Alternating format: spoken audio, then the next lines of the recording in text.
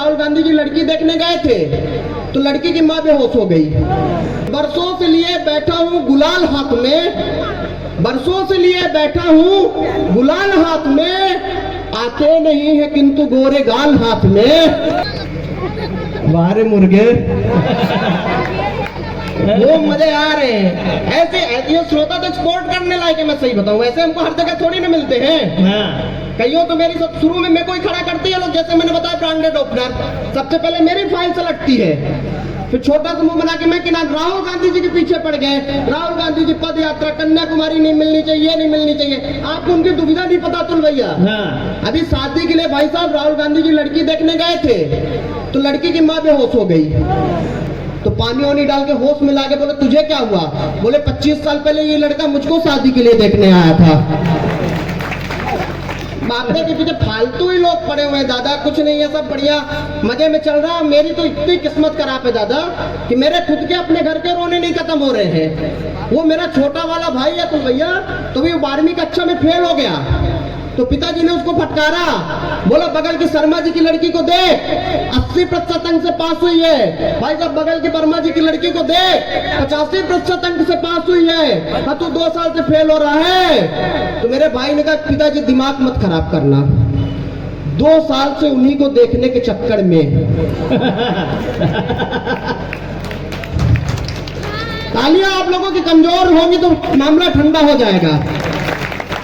4 पंक्तियां पढ़ता हूं कि बरसों से लिए बैठा हूं गुलाल हाथ में, बरसों से लिए बैठा हूं गुलाल हाथ में, आते नहीं है किंतु गोरे गाल हाथ में, आते नहीं है किंतु गोरे गाल हाथ में। और चोटी पकड़ के रंगने का प्रयास जब किया, चोटी पकड़ के रंगने का प्रयास जब किया, वो भाग गई रह गए 2 बाल हाथ में।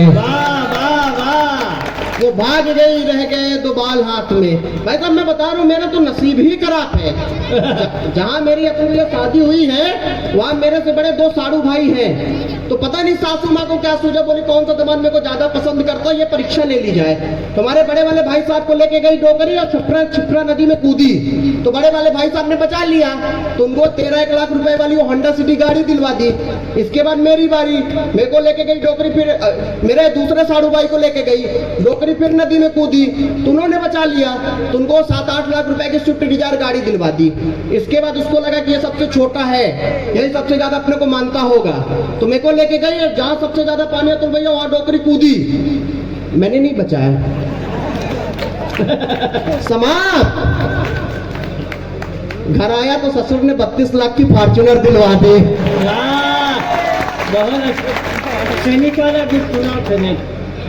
आइए इस आयोजन के लिए पंकज भैया ने जिस चीज के लिए बुलाया है, एक गीत में विशेष रूप से सर आप लोगों का ध्यान चाहूंगा। विशेष रूप से पूरे सैनिकों के जीवन पे वो गीत लिखा गया है। इनकी जिंदगी में कैसे कैसे बचपन से लेके और नौकरी के आखिरी पड़ाव तक क्या होता है उस पे पूरा गीत है। केवल 30 सेकंड 1 मिनट का गीत है।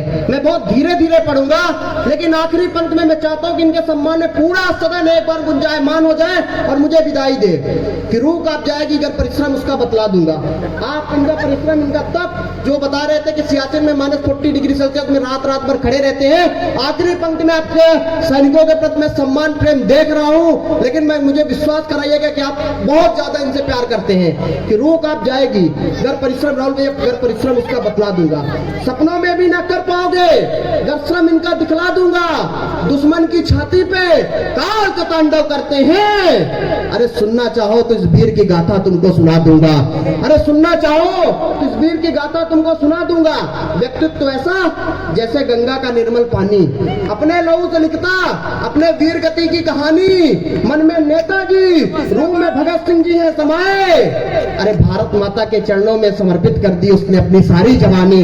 भारत माता की तालियों को और बड़ी चीज है दोस्तों, भारत माता के चरणों में समर्पित कर दी उसने। तालियों का विस्फोट देखना चाहता हूँ। भारत माता के चरणों में समर्पित कर दी उसने अपनी सारी जवानी।